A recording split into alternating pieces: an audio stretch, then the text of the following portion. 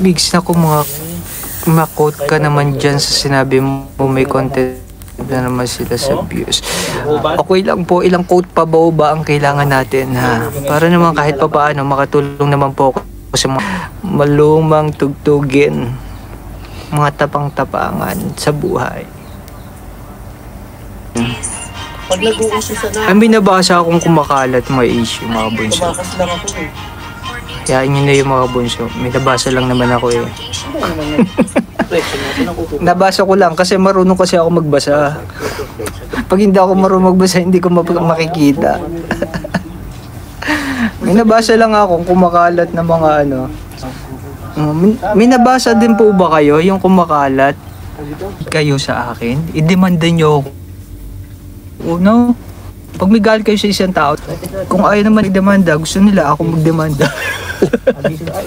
Hindi, joke lang.